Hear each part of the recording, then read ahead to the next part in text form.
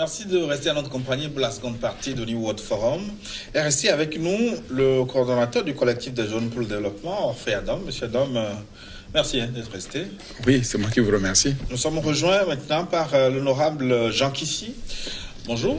Bonjour Gilles Bocor, bonjour Monsieur Orphée. Bonjour. Et bonjour à toutes les spectatrices, tous les spectateurs de votre chaîne. Et dans le monde entier. Vous êtes député à l'Assemblée nationale et puis secrétaire national du comité d'action pour le Bocard. Exact. Nous allons, au cours de la seconde partie, continuer avec le processus électoral, se demander s'il s'annonce transparent. Mais je voudrais entamer avec le recensement électoral pour lequel vous avez appelé au boycott. Je rappelle que votre parti est membre de la coalition de l'opposition. Pour comprendre des choses, pourquoi vous avez demandé ce boycott, Monsieur Kissi? Oui, merci. Nous avons demandé le boycott parce que le processus a été engagé de manière unilatérale, de manière illégale d'ailleurs, en violation de la feuille de route de la CEDEAO. Vous vous souvenez sans doute que avant même le 31 juillet, les facilitateurs avaient demandé à la CENI ou à l'appareil qui a été mis en place, dirigé par M. Kadanga, d'arrêter l'organisation unilatérale des élections. Puis, il y a eu la feuille de route du 31 juillet qui nous recommandait de mettre en place une CENI inclusive.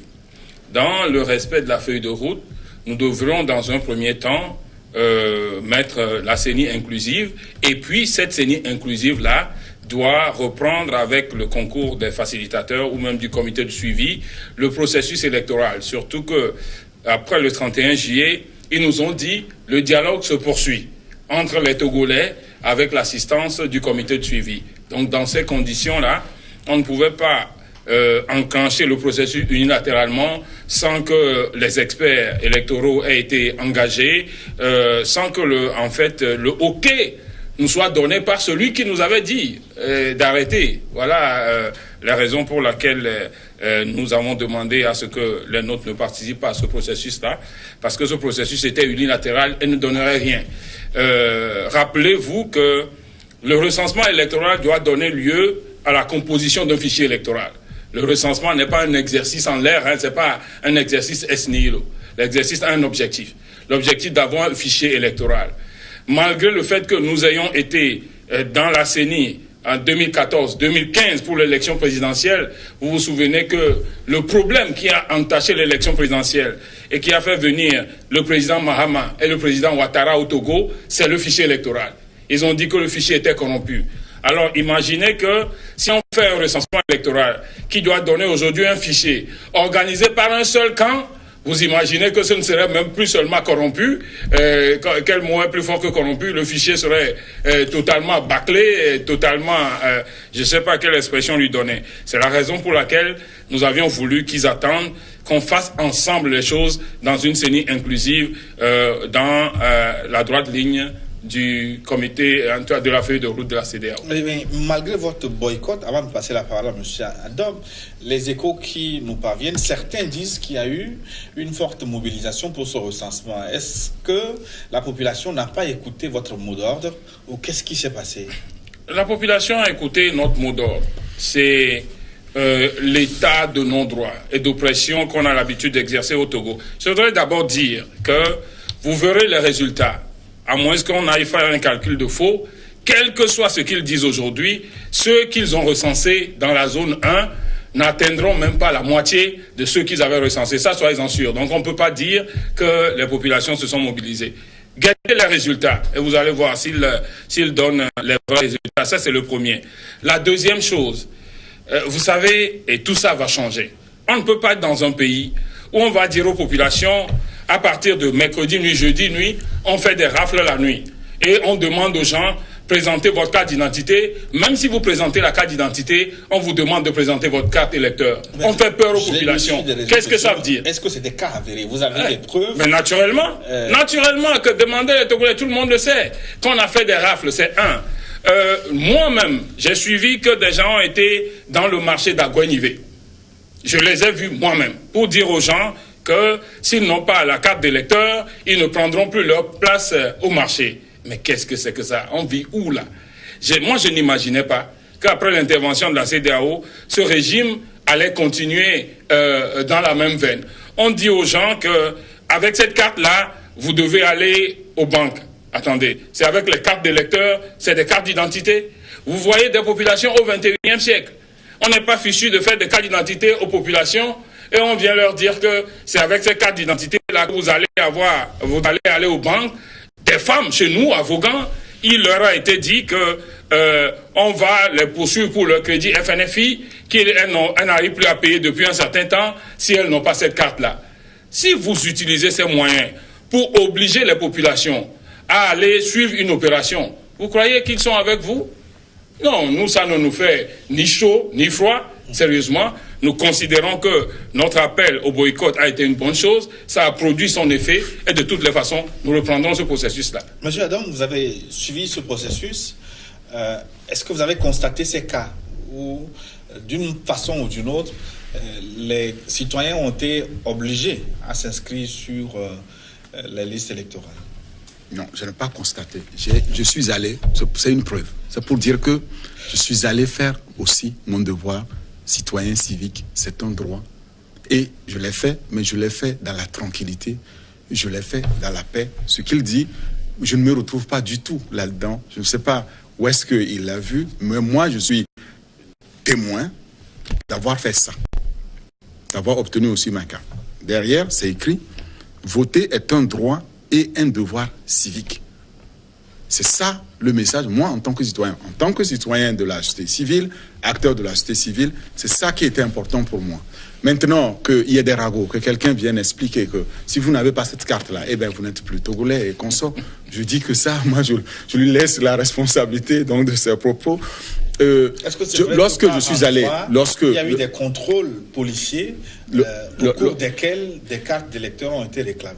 Je conduisais, il y a eu contrôle policier. Quand un policier m'a demandé, j'ai donné ma carte nationale, ma carte d'identité nationale.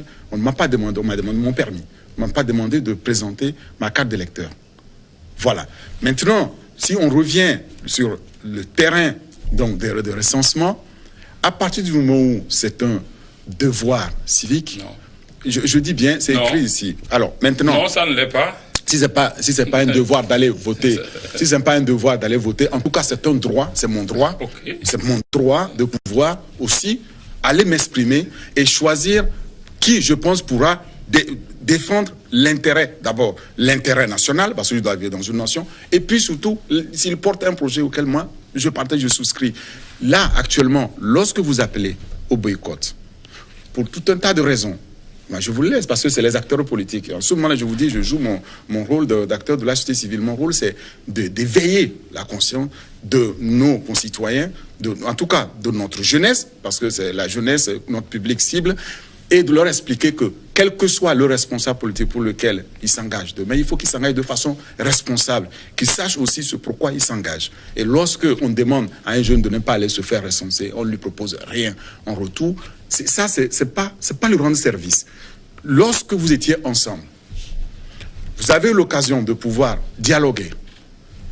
En tant qu'acteur politique, là, vous êtes secrétaire général, donc pour moi... Secrétaire national. Secrétaire national donc du CAR, c'est ça, dans C14. La question que j'ai envie de vous poser, c'est pourquoi quand vous êtes autour d'une table, vous regardez un chien de faïence? Vous n'êtes plus des Togolais lorsque vous êtes autour d'une table de négociation? Lorsque vous avez en charge de pouvoir nous donner confiance, en disant, voilà, nous sommes les garants de l'intérêt national, qu'est-ce qui se passe lorsque vous êtes autour d'une table? Il y a quoi? C'est ce qui fait qu'aujourd'hui, on nous donne des leçons dans la sous-région, comme si nous, nos responsables, n'ont plus ce sens-là de responsabilité. Quand vous quittez la table de négociation, vous cessez d'être des frères togolais et des sœurs. Nous sommes tous togolais, nous sommes appelés à vivre dans le même creuset national et nous devons défendre notre intérêt national. Est-ce que votre question s'adresse aux deux camps ou c'est aux deux camps, parce que lorsque moi, en tant qu'acteur de la société civile, j'analyse les deux camps. Lorsque j'analyse les deux camps et je regarde les faits, je peux vous donner les faits et les chiffres, ça a été clair. Il y a un camp qui a appelé à aller se faire recenser, et puis c'est lui-même qui vient de le dire aussi, et un autre camp, dont le leur, a demandé au boycott. Mais je l'ai déjà dit, boycott en démocratie, c'est une tare. Et moi, faire cette politique donc de chaises vides constamment dans notre pays, ça ne va pas de l'intérêt de notre pays. Je vais finir là-dessus, parce que nous avons vu aussi qu'ils avaient amplement le temps de pouvoir se choisir les nouveaux membres pour amener à la CENI. Nous attendons toujours. On nous a dit, mais si on commence le recensement, on n'est pas encore prêt, on doit rentrer à la CENI d'abord. C'était le 1er octobre. Aujourd'hui, nous sommes au 14 octobre. Ce n'est pas encore réglé. Imaginez, mettez-vous à ma place en tant que citoyen qui aspire à faire confiance à notre pays dans l'avancement, dans son développement. Qu'est-ce qui se passe le jour du vote? Est-ce que si ce processus continue, demain, lorsqu'on va au vote, on vous dit qu'il y a eu 3 millions, vous allez dire ce que vous venez de dire. Ah, ça ne peut pas être crédible parce que nous, on n'était pas là pour faire recenser nos militants. Eh bien, vous n'avez qu'à prendre à vous-même en ce moment-là, parce que c'est ce que j'appelle le boomerang, un camouflet cinglant que vous avez reçu en appelant à aller boycotter, au lieu d'expliquer aux citoyens ce droit et ce devoir. Malgré votre appel au boycott, l'opération de recensement continue dans la zone 2 à partir de lundi 15 octobre. Finalement, est-ce que vous n'avez pas tiré à terre? Est-ce que vous n'avez pas été pris au piège de ce boycott? Pourquoi? Parce que vous considérez qu'il faut plutôt cautionner l'unilatéralisme. Moi, je dis, quand les gens... Je ne souhaite pas qu'on mente aux populations. Cautionner un coup de force électorale n'est pas un devoir civique. Parce que ce qu'ils sont en train de faire là, c'est ce que nous avons toujours connu. Et ça aboutit au coup de force électorale. Monsieur Adam oublie que c'est le même processus en 2005 qui a abouti à 800 morts. Et nous, on va amener les Togolais encore dans cette situation. Moi, voter est un droit civique. Mais quand on organise des élections libres et transparentes dans une démocratie, c'est un droit civique. Sinon, votre droit civique est de vous opposer à tout coup de force électorale. Bon, il a évoqué une question tout à l'heure. Nous avons eu la fête de route le 31 juillet. Pourquoi jusqu'au 23 septembre, le pouvoir n'a pas accepté qu'on mette en place la CENI inclusive? Nous aurions pu le mettre. À combien de reprises nous avons appelé les facilitateurs à venir? On les a appelés pendant longtemps, ils sont venus pour la première fois le 8 septembre. Ils nous ont parlé, mais ils n'ont pas voulu écouter. Ils sont revenus le 23 septembre. Monsieur Gilles, du 31 juillet au 23 septembre, ça fait combien? De ce 31 juillet au 23 septembre, les journalistes et la société civile qui est proche du pouvoir, qui parle à sa place, je ne sais pas pourquoi les ministres n'ont pas le courage eux-mêmes de venir défendre leur position. Moi, j'ai le courage de venir le personne défendre. Ne parle à leur place. Qui parlent à leur place nous disent allez prendre vos 4 places dans la CENI et puis c'est foutu. C'est fini. Si vous ne venez pas, le processus va aller sans vous. Mais nous n'avons pas pris nos 4 places. Nous avons eu nos 8 places. Quand vous êtes dans la vie, il faut lutter. S'ils ont envie d'aller organiser des élections seuls, ils n'ont qu'à aller l'organiser avec les mêmes conséquences pour ce pays. Nous considérons que ce processus va être repris. Ce recensement va être repris et il sera repris. Les gens sont venus le 23 septembre. Ils nous ont donné jusqu'au 30 septembre pour envoyer nos noms. Pourquoi vous avez choisi le dernier jour pour rendre les noms? Le dernier jour ne compte pas dans le 3 septembre. Vous savez, il y a une chose. C'est que eux, au niveau du pouvoir, ils sont 1. Nous, on est 14. Vous l'avez dit, non? Donc, pour trouver un consensus entre 14, régler les choses entre 14, c'est ce que les nôtres ont vu. C'est pour ça qu'ils nous ont donné jusqu'au 30. Alors, demandez. Si nous avons envoyé nos noms le 30 septembre, pourquoi vous avez dit c'est quelle date? Le 14 octobre. Pourquoi jusqu'au 14 octobre, ils n'ont pas voté et ils n'ont pas envoyé nos membres à la CENI? C'est la bonne question. Maintenant, pourquoi? On peut parler. Nous avons envoyé, quand vous voyez la synthèse du comité de suivi, la synthèse dit clairement qu'il faut laisser chaque parti. Et parti, c'est P-A-R-I-T-E. Ça veut dire qu'il y a 2 partis. Il y a le pouvoir et il y a la coalition. Donc, il faut laisser chaque parti. Et ça dit encore la responsabilité à l'opposition de désigner librement. Et il dit, chaque parti envoie 8 membres. 5 pour la majorité présidentielle, 5 pour l'opposition. Les 6 autres seront cooptés 3-3 par chacune des parties. Donc, nous, en tant que parti, eux, à la fin, protagonistes de la crise, nous avons envoyé nos 8. Et nous sommes étonnés que jusqu'à aujourd'hui, nos 8 n'ont pas été envoyés à la CENI. La question, le problème, c'est retrouvé, les problèmes s'est posé dans la désignation des partis de l'opposition parlementaire, où l'UFC réclame une place. Pourquoi vous n'avez pas consulté l'UFC pour... L'UFC est venu chez vous. C'est vous qui... L'UFC, ceux à qui la feuille de route a donné mandat de désigner les 8, vous avez vu, on a cité l'UFC dedans? C'est la C14 et le pouvoir. On a parlé de l'opposition parlementaire. De l'opposition parlementaire, qui désigne? On nous a donné mandat, à partir, la C14 de désigner. À partir de ce moment, le pouvoir et tous ceux qui tournent autour n'ont rien à voir dans les 8 que nous allons désigner. D'autant plus que nous n'avons rien dit. Nous ne nous sommes jamais immiscés. Et moi, j'ai toujours dit, parmi les miens, qu'il n'est pas question qu'on s'immisce dans la désignation des 8 du pouvoir. Ils n'ont pas le droit non plus de s'immiscer dans la désignation de nos 8. Ça, c'est un. Deuxième élément. Si vous voulez qu'on parle de l'UFC, parlons-en. Je vous ai dit tout à l'heure que l'UFC a la chance, le pouvoir unir a la chance d'être un, plus l'UFC au gouvernement, dans la majorité gouvernementale. Nous, dans la C14, nous sommes nombreux. Alors, quand nous sommes nombreux, les 5 qui doivent venir à la majorité parlementaire, l'ANC qui a 16 députés dit elle prend 3. Et 1 est réservé à l'Arc-en-Ciel, qui a 6 députés, qui a été envoyé, dont le peuple a envoyé 6 députés à l'Assemblée. Il s'est fait que l'ADI et l'UFC ont été envoyés avec le même nombre de députés à l'Assemblée par notre peuple. En 2013, l'ADI a envoyé un expert électoral qui a quitté ses fonctions pour revenir nous aider à gérer la CENI. Mais en 2013, l'UFC a insisté et l'UFC a pris une place. Du coup, on a renvoyé celui de l'ADI. Malgré qu'il ait laissé sa fonction pour venir, il n'a pas pu prendre. C'était 2015, ça, pour l'élection présidentielle 2015. La CENI qu'on a mis en place en 2014. J'étais là. Il faut savoir que dans les négociations, c'est moi représentant l'Arc-en-Ciel, Isabelle Amegambi représentant l'ANC, à l'époque, le ministre Bawara représentant le pouvoir, Christophe Tchao représentant l'UNIR, tout ça assisté par l'œil du président de l'Assemblée nationale. C'est le cadre dans lequel nous nous retrouvons pour mettre les choses en place. Cette fois-ci, l'ANC a accepté que ce que nous avions fait en 2014 pour 2015 pour l'UFC, que cette fois-ci aussi, on retourne l'ascenseur à l'ADI. Où est le mal? Vous trouvez quelque chose à redire là-dedans?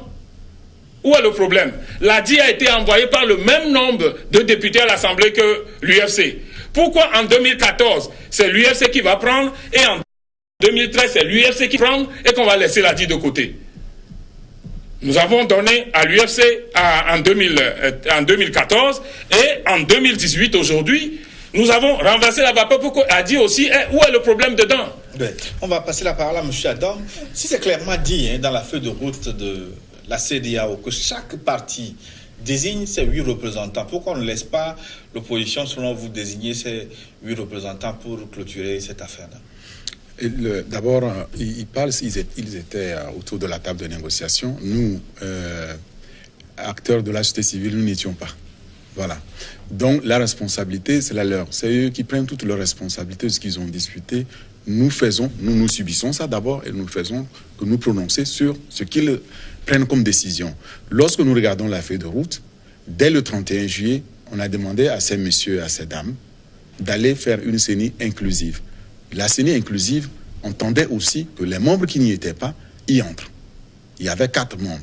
Il dit que la société civile parle pour le gouvernement. Moi, je n'ai pas eu l'intention ni l'ambition de parler pour le gouvernement. Je parle en tant qu'acteur de la société civile qui a pour rôle d'éveiller la conscience, de sensibiliser nos publics cibles. Lorsque je vois certaines sociétés civiles que vous cooptez dans l'opposition, et d'ailleurs... L'UNIR aussi en a coopté, hein, c'est pas... Attendez un instant, je dis, mais là, le parti dont moi je parle, c'est quand même mon ami professeur Dosset, je me désole un peu pour lui parce qu'il est un acteur de la société civile. Je ne vois pas comment il fait la politique. Je lui avais dit que s'il voulait faire la politique, il peut s'inscrire dans une... C'est de la même façon, le RPT UNIR aussi vous a créé. Il ne m'a pas créé. Nous avons existé avant. Vous allez être surpris. Vous savez, le Front Togo Debout, le Front Citoyen Togo Debout est né l'année dernière. Nous existons depuis 2007 pour votre gouvernement. Donc, regardez, UNIR est né en 2012. Non, j'ai dit RPT UNIR. Il n'y a pas RPT UNIR au Togo, il y a UNIR au Togo. C'est le système RPT qui continue. C'est ça aussi. Maître, c'est ça qui fait qu'on ne voit pas la clarté dans vos débats ou dans vos discussions. Il y a un parti qui est né en 2012, il s'appelle UNIR. Si quelqu'un arrivait ici, moi je suis arrivé en 2017, c'est le parti UNIR que j'ai trouvé, je n'ai pas trouvé RPT. Quand les observateurs viennent, ils voient le parti Unir et ils voient le parti CAR. Ils ne voient pas un parti RPT Unir, ça n'existe pas au Togo. Donc, il ne faut pas laisser entendre, ni ici, ni à l'extérieur, qu'il y a un parti qui s'appelle RPT Unir. Il n'existe pas. C'était une parenthèse. Le système RPT est parti? C'était... Mais, non, vous êtes sûr que le système RPT est parti? Vous allez m'obliger à revenir, par exemple, sur le système CAR. Vous savez ce qu'on me disait en 2006? Moi, le CAR est demeuré le CAR. Oui, attendez. Vous savez ce qu'on me... Vous savez ce que certains... Je revendique. Vous savez ce que moi, certains je ne me cache pas comme quelqu'un d'autre. Vous savez ce qu'on... J'ai toujours assumé. Vous savez ce qu'on me disait en 2006? Juste une petite parenthèse. 2006, c'était votre... Non. Il y avait un premier ministre ici qui était votre président du CAR. Il s'appelait Maître Abouyoubo. Exact. Et vous savez, je travaillais chez Siemens. Quand je suis allé rendre visite à ce monsieur, on m'a taxé aussi d'être du CAR. C'est une maladie togolaise. Dès que on va discuter avec un frère ou une sœur, on vous taxe d'eux. Je ne veux pas qu'on rentre dans cette discussion. Je veux qu'on mette... Chacun fait sa part du job. C'est-à-dire, si je suis acteur de la société civile, je me contente de ma mission, j'explique ce pourquoi je suis là et je travaille pour ça. Quand on est politicien, on fait la politique. Lorsque je me prononce, je suis là ici, je ne suis pas là en train de vous disputer, par exemple, le fait de pouvoir conquérir le pouvoir. Ce n'est pas mon ambition. Vous, c'est votre ambition. Et par rapport à cette ambition, moi, je me prononce en disant, oui, mais qu'est-ce que vous nous vendez? Est-ce que je peux acheter ou pas? Si je reviens maintenant à cette feuille de route, oui, nous tous, nous avons acheté cette feuille de route. Vous avez été demandé d'aller donc à la CENI, vous n'êtes pas allé. Qui? Les 4 qui restaient, qui n'étaient pas à la CENI. Non, c'est pas, c'est pas ça. Ça n'est basé sur aucun accord. Inclusif. Moi, en tant qu'acteur de la société, lorsqu'on dit qu'on veut une CENI inclusive, il manquait, en ce moment-là, il manquait 4 membres qui n'étaient pas dans la CENI. C'est comme ça que nous avons eu notre lecture. Est-ce que vous n'êtes pas, vous n'avez pas fait... Vous n'avez jamais joué. Vous n'avez jamais joué, soit au football, soit au basket. Si vous regardez au CJD, vous verrez qu'on a gagné pas mal de coupes cette année. Comme vous ne vous intéressez pas à nos activités, donc nous avons joué. Si vous jouez, dans vos jeux, vous préférez souvent qu'en jouant avec des gens, que le trio arbitral soit pris dans un seul camp. Vous aimez ce genre de match? Le trio arbitral de CEDEAO était dans un seul camp? Non, le trio arbitral que Jonah Kadanga est d'un seul camp. On ne l'acceptera pas comme arbitre. Parce que la CENI, c'est un arbitre. On ne l'acceptera pas. L'arbitre, les gens qui ont travaillé là-bas ont toujours travaillé là-bas. Ils ont prêté serment. Ils ne travaillaient pas là hier. Et mon attendez, frère, on est au Togo là. Oui, mais... Mon frère, bien sûr, on est au Togo. Laissez ça. Non, plus sérieusement, ils ont toujours travaillé. Vous avez toujours travaillé avec la même CENI. Vous avez toujours le même code électoral. Ils ont prêté serment. Vous voulez les remplacer. Mais il n'y a pas de problème. Nous prenons acte. Aujourd'hui, comment sortir de cette impasse de la CENI? Parce qu'elle n'est pas en place, elle n'a pas été recomposée, mais le processus continue. Comment régler cette impasse de la CENI? La question est simple. C'est la mauvaise volonté du pouvoir qui nous amène dans tout ça. Quand nous sommes sortis du 31 juillet, rappelez-vous de tous les débats que moi j'ai menés. Nous avions même fait des passerelles. Et nous avions cru que le fait que nous acceptions cet accord-là fait que pour une fois, on accepte comme bon enfant d'évoluer tous ensemble dans un consensus dans le bon sens. Mais j'ai écouté le ministre de l'administration territoriale, M. Moukouessi, dit que si l'opposition n'est pas à la CENI, elle n'a qu'à s'en prendre à elle-même, qu'elle n'a rien à voir, elle n'a pas de conseil à donner à l'opposition pour choisir ses membres. Oui, mais il n'a qu'à faire ce qu'il veut. Moi, je dis au ministre Moukouessi qu'il n'a qu'à faire ce qu'il veut. Si la République peut s'en sortir gagnante, ça les regarde.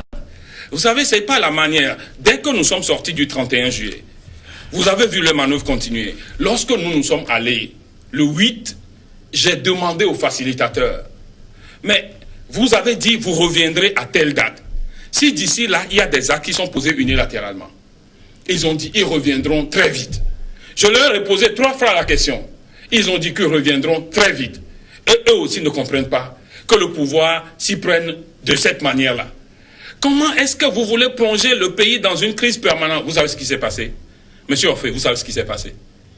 Lorsque nous avions fini avec la feuille de route, des gens, après avoir lu la feuille de route, ont dit, si nous mettons en œuvre cette feuille de route, nous perdons le pouvoir.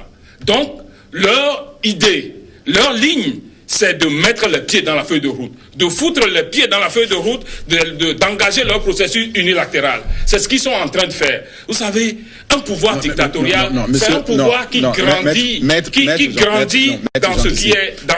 Nous vivons, vous demandez si je vis. Je vis ici au Togo. Nous subissons ça. Comme j'étais aussi en train de parler là-dessus. Lorsque vous êtes sorti et qu'on vous a demandé d'amener 8 membres, c'est ça. Vous n'avez pas encore expliqué, nous, les citoyens togolais, pourquoi est-ce que du 23 jusqu'au 30 à 16h20, vous n'avez pas pu fournir oui, non. Oui, après, ils sont dans les délais. Oui, mais un instant. Maintenant, je vais y venir. Ça ne me dérange pas. Non, c'est pas des poux. Ça ne me dérange pas. Mais je dis que moi, en tant que citoyen lambda, j'observe ça et je dis, eh bien, pendant toute une année que vous avez réclamé à y être, vous n'étiez pas capable de savoir, demain quand vous allez à la CENI, qui doit y être. Ça, c'est d'un. Deux, lorsque vous arrivez avec oui, non, il y a un chronogramme que vous saviez. En tout cas, nous, citoyens, on savait que la CEDEAO, si les facilitateurs savent, l'expert constitutionnaliste qui est là, il le sait, qu'à partir du 1er octobre, il y aura démarrage du recensement. Vous dites que tant que vous n'êtes pas rentré, ça ne doit pas commencer.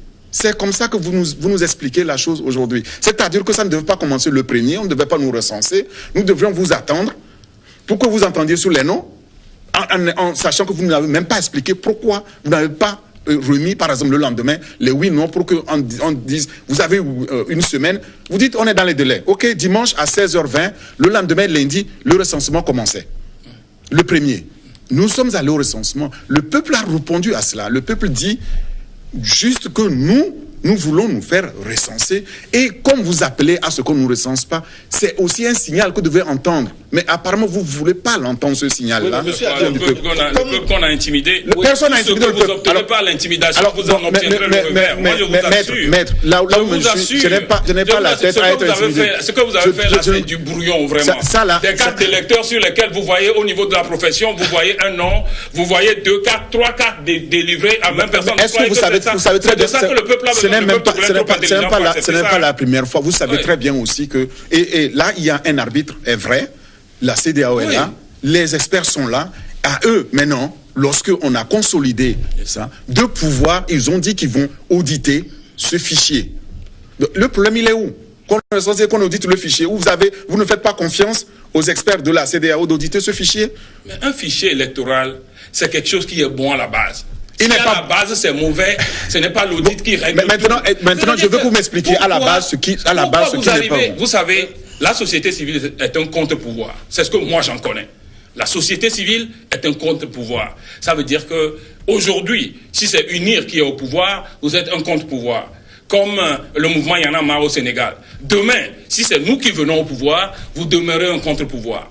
Mais comment n'arrivez-vous pas à demander au pouvoir pourquoi vous faites ces choses-là de manière unilatérale?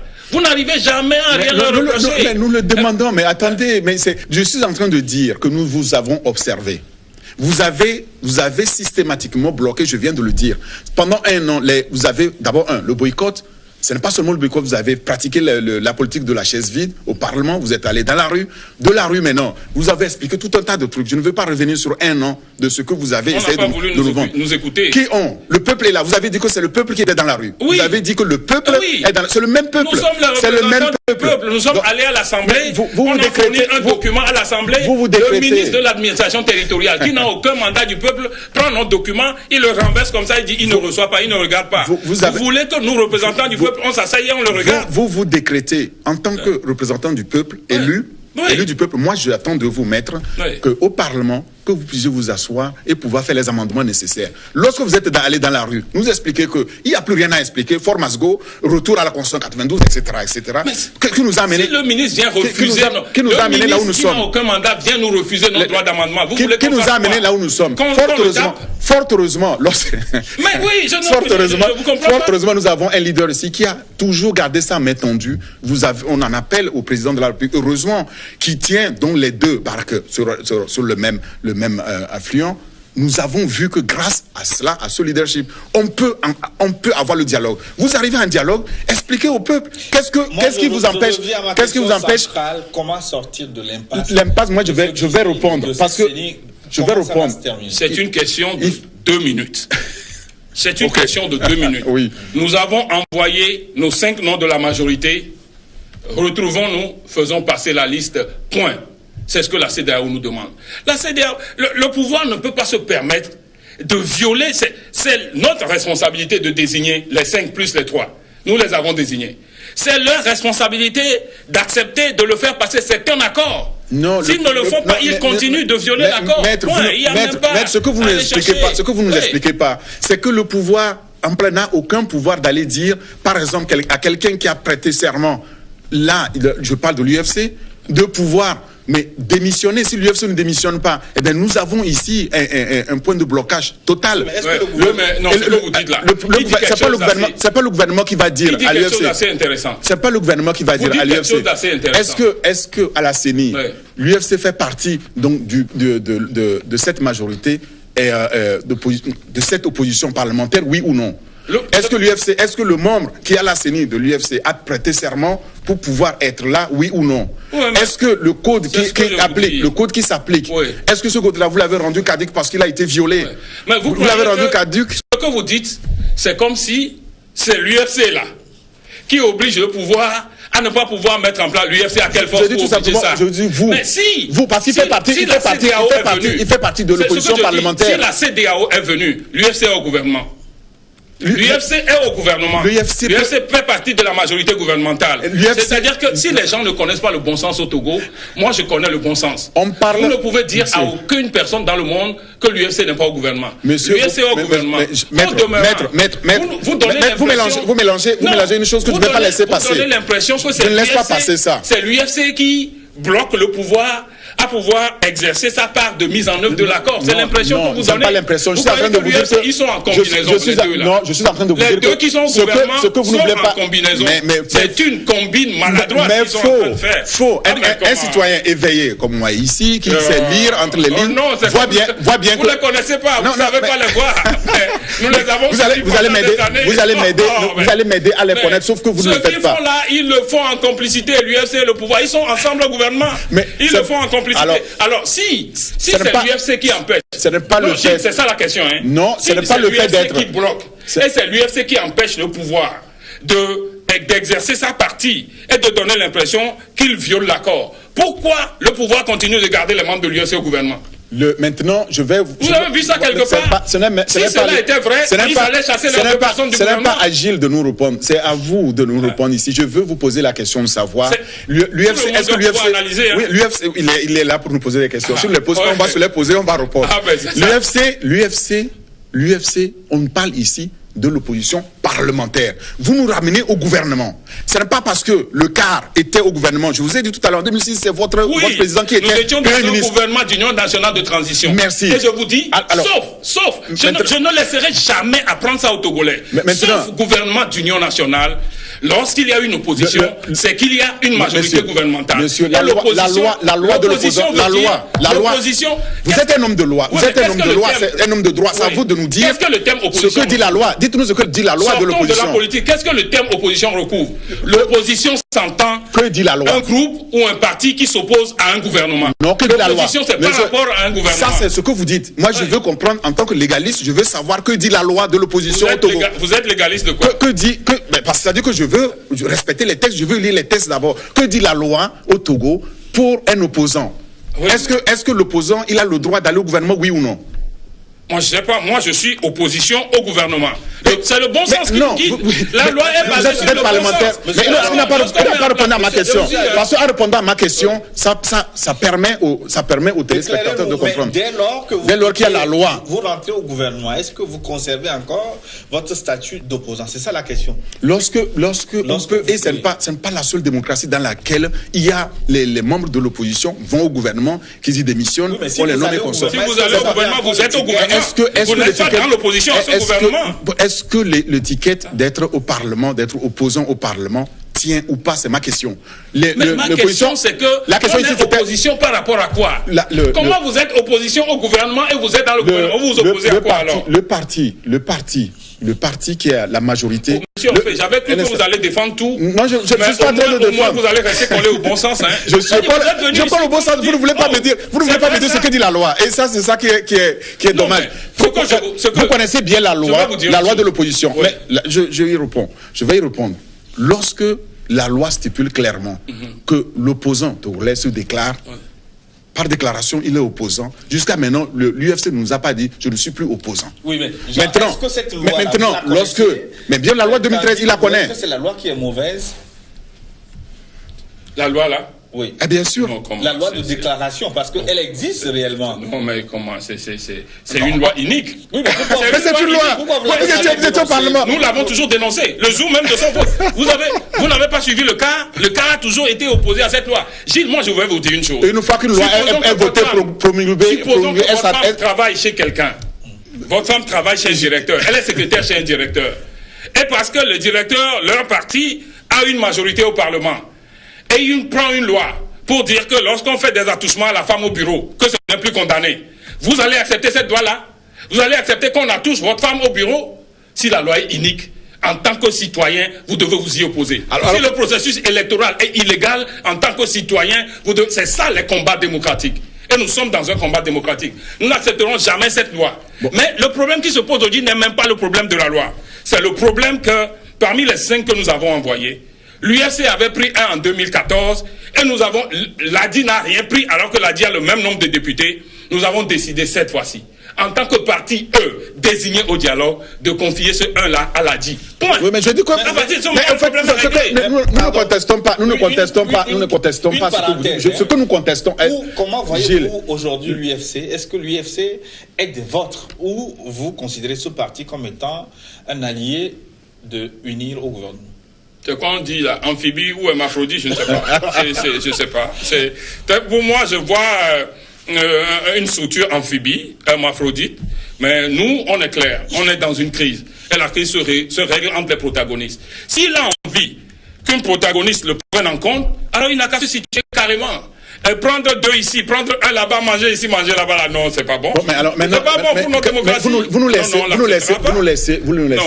laissez, alors, nous, citoyens, vous nous laissez. C'est ce que je dis, vous nous prenez absolument en otage, parce qu'en parlant, en ayant cette posture-là, vous êtes en train de nous dire que votre intérêt, c'est votre intérêt égoïste, ce n'est pas l'intérêt du peuple. C'est l'intérêt des citoyens. Non. Les citoyens sont révoltés. Même les facilitateurs, tout le monde est révolté contre ça. Personne ne veut comprendre. Alors, les partis disent qu'il est au gouvernement et qu'ils disent... Vous savez, les facilitateurs, on veut les entendre aussi. Donc, aux facilitateurs de nous dire, parce que quand ils vous parlaient, ils nous parlaient en même temps, on vous suivait. Oui, mais vous les avez entendus au moins. Quand nous avons dit que le sort de l'accord, ce n'est pas aller prendre vos 4 places, vous étiez ceux qui nous critiquaient.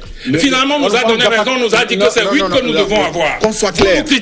On ne vous critiquait pas. Nous avons dit, et moi... Après, maintenant, quand c'est fait, vous voulez vous ranger du côté de la raison. S'il vous plaît, j'ai dit, et vous pouvez aller retrouver les enregistrements, j'ai dit clairement que à partir du moment où vous êtes tombé d'accord et on demande de rentrer, à moins que vous veniez nous expliquer pourquoi. Vous êtes venu dire, on veut une parité.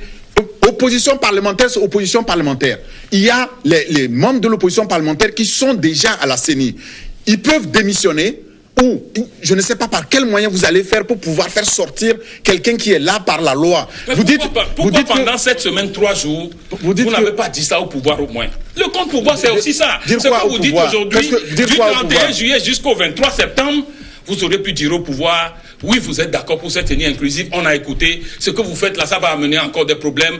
Même si vous ne leur criez pas dessus, vous pouvez aller les voir dans une idée de médiation et leur dire, de quoi vous parlez? C'est ce dont non, je veux parler de la CENI inclusive. Mais la CENI inclusive, vous dites que vous étiez d'accord la CENI inclusive, lorsque nous avons vu ici la CENI, donc le président même, dire que les places... Le président de la CENI, enfin, le professeur... Le président du machin. C'est pas machin. Moi, je peux pas laisser dire que c'est machin. Non, à partir du moment on parle de un appareil de coup de force.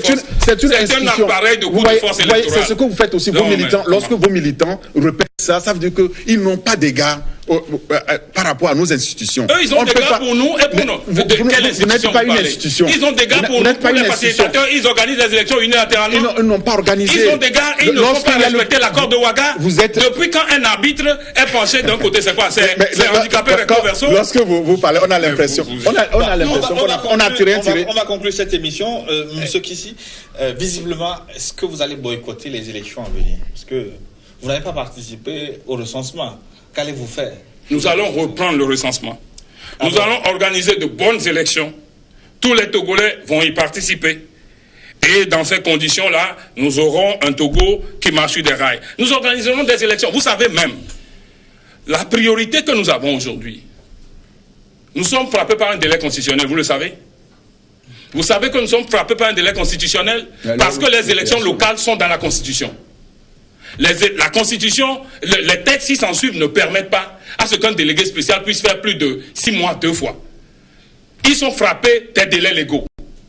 Les 2 institutions qui ne sont pas frappées des délais légaux, c'est l'Assemblée nationale, dont la Constitution elle-même proroge le mandat, et le président de la République. Donc, nous devons organiser dans les meilleurs délais les élections locales. Il aurait été souhaitable peut-être que ça soit couplé avec les législatives. Mais ce que vous faites là dans la précipitation, le problème du Togo n'est pas un problème d'élection. Ce n'est pas courir aux élections qui va régler le problème. Ça ne le réglera pas. Parce que si vous faites comme ça, nous resterons dans la même situation. Posés bas la terre, ensemble, dans une CENI inclusive. On reprend le recensement, on organise les choses. Vous allez voir, après les élections, nous allons nous jeter tous dans les bras, comme on avait organisé l'autre Coupe du Monde. On avait un spot où tout le monde se jetait dans les bras là. Mais vous parlez de reprise du recensement. Un recensement, c'est près de 4-5 milliards. En tout cas, je ne sais pas si je dis des bêtises, mais ça coûte quand même beaucoup d'argent. Vous voulez qu'on reprenne le recensement, hein? C'est ce que vous dites. Et c'est milliards dépensés. Oui, mais les morts n'ont pas de prix, hein. Les morts de 2005, les 800 morts n'ont pas de prix. Non, si on reprend le recensement, si on rentre dans la CENI aujourd'hui, on évalue ce qui est là. Et puis on voit ce qui a été fait naturellement. Et on voit la manière de le reprendre, la manière de le corriger. Il se pourrait qu'en rentrant dans la CENI, on décide cette fois-ci de faire le recensement qui couvre toute l'étendue du territoire. Parce que les experts qui sont venus, des gens nous ont dit qu'en RDC, il y a 25 millions d'électeurs, mais ils ont pu les recenser dans un certain nombre de zones. Mais quand vous voyez le découpage des zones, ça veut dire que nous qui avons une population prévisionnelle électorale de 3 millions, on peut couvrir tout ça en même temps. Si on fait tout ça, on peut peut-être, avec un peu de moyens, essayer de recoller les morceaux et revenir dans une situation où on va gérer le processus par consensus. Au demeurant, ceux qui nous appuient, ils sont là pendant le dialogue. Et ceux-là n'ont jamais dit qu'ils ne mettront pas le groupe des 5 là. Ils n'ont jamais dit que dans le cadre de la réussite d'un processus qui fait qu'il n'y aura plus de morts au Togo, qu'ils ne sont pas prêts à l'accompagner. Donc, le peuple est là à faire le sacrifice pour pouvoir avoir de bonnes élections, pour qu'on ne retombe plus dans la crise. Oui, monsieur Adam, on va conclure. Le processus tel qu'il se déroule, s'il va au bout sans la participation de l'opposition, qu'est-ce qu'on aura réglé? Je dis tout simplement que la participation de l'opposition, elle est pleine et entière, puisqu'ils sont dans un dialogue. Et dans ce dialogue-là, ils connaissaient, ils feignent aujourd'hui de nous faire le coup de la surprise, ils ne connaissaient pas le problème. Depuis l'accord, vous êtes autour de cette table. Ma question, quand vous êtes autour de la table, vous parliez de quoi? Où vous dormiez?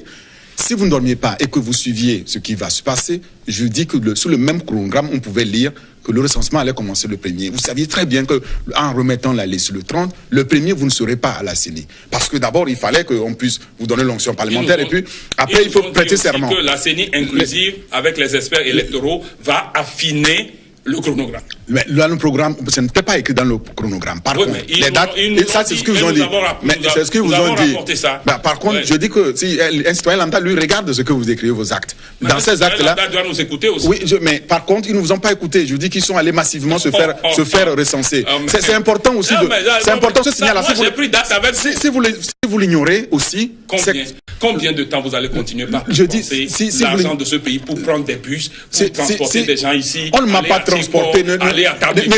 Ne dites pas ça parce que... Peut-être vous, mais on a transporté les gens. Les images sont sur tous les WhatsApp. Vous venez à Applaus-Sabado. Je vis à Applaus-Sabado. Je suis allé dans tous les CLC, dans tous les centres de liste et de cartes. Il n'y a personne qui est venu avec des bus pour pouvoir importer les gens. Les gens sont venus... Vous avez des yeux pour ne pas voir. Mais je dis que j'y vis. Et donc, je suis allé, j'ai fait tous les centres. Non. Maintenant, lorsque vous attendez, lorsque vous faites ce dilatoire-là, le citoyen vous regarde et n'apprécie guère.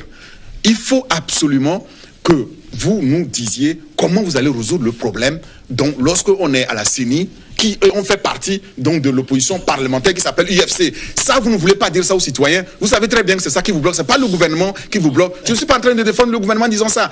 Ça, c'est ce qui vous bloque. L'UFC est venu sur cette chaîne. Monsieur Folli a dit sur cette chaîne que ils vous ont contacté, les C14, pour vous dire comment vous allez résoudre. Il faut parler avec eux. Mais vous avez une culture, mais de non-consensus.